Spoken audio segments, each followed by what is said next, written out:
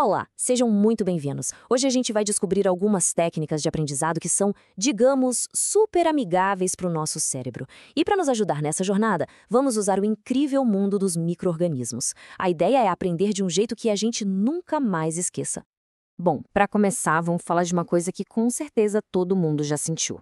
Aquela frustração de passar horas estudando e, de repente, no dia seguinte, puf, a informação simplesmente some da memória.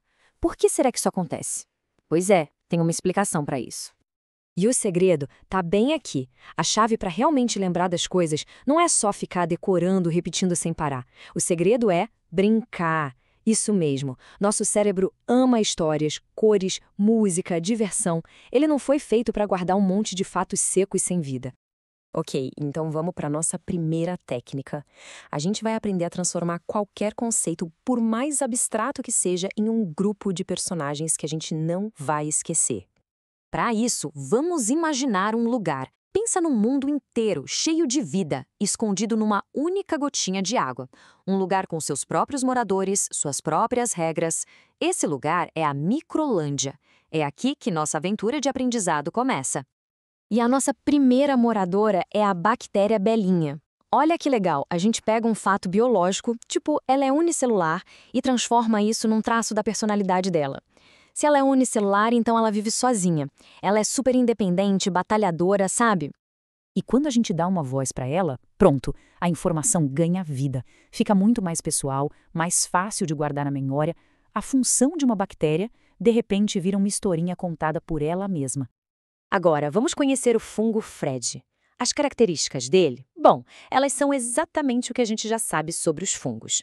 Ele adora um lugarzinho úmido, uma comida mais antiga, é exatamente lá que os fungos gostam de ficar. E essa frase dele é genial. Ele já explica tudo, que não é nem planta, nem animal, e ainda conta uma função super importante dele, que é ajudar o pão a crescer. Fica simples e inesquecível, né? O próximo da turma é o protozoário Pipo. A personalidade dele tem tudo a ver com o movimento, com exploração. Essas são as características principais dos protozoários. Ele é o grande aventureiro desse nosso mundo microscópico. E olha só que detalhe legal nessa fala. Ele não só fala que é um aventureiro, mas também conta como ele se move, com os cílios. A informação técnica entra na história do personagem de um jeito super natural. E para fechar nosso grupo, temos a Alguita Ana. Ela é o oposto da belinha, sabe? Ela representa os organismos que são pluricelulares. Então, a gente associa o fato dela viver em grupo com essa característica biológica. A memorização fica muito mais fácil, muito mais intuitiva.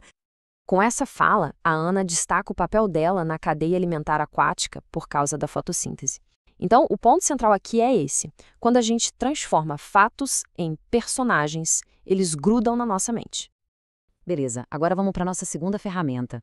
Vamos ver como usar algumas pistas visuais, principalmente as cores, para dar um verdadeiro turbo na nossa memória. Organizar as informações assim, lado a lado numa tabela, é ótimo. Ajuda o cérebro a ver os padrões, sabe? A identificar as diferenças rapidinho. A comparação entre os nossos personagens fica muito mais clara. Mas a mágica mesmo acontece aqui, quando a gente associa uma cor a uma característica principal. O azul logo lembra da água onde os protozoários nadam. O verde, claro, fotossíntese das algas.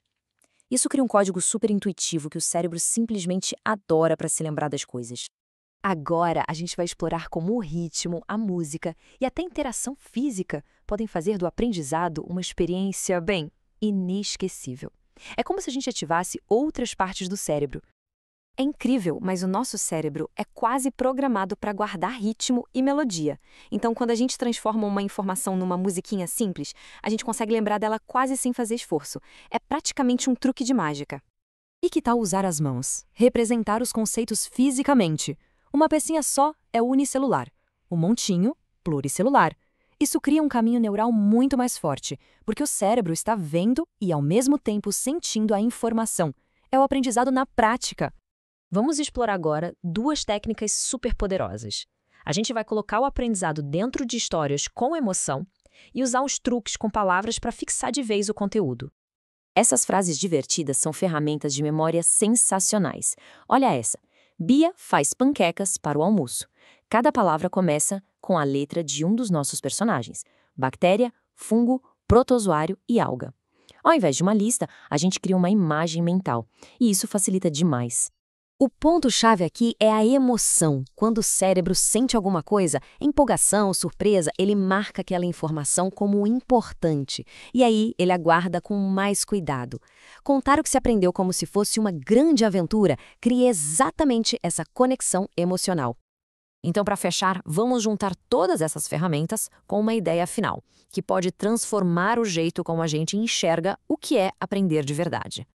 E a grande lição é esta: aprender não precisa ser uma obrigação, uma coisa chata. Pode ser uma jornada criativa. A meta é conseguir transformar qualquer assunto num jogo, num desenho, numa música. Porque, no fim das contas, um cérebro feliz aprende muito, muito melhor. A partir do momento em que a gente encara o estudo como uma aventura, o processo todo vira algo que a gente espera ansiosamente. Isso garante que o conhecimento não seja só decorado por um tempo, mas que ele realmente viva na nossa memória. Fica a pergunta: qual vai ser a sua próxima aventura de aprendizado?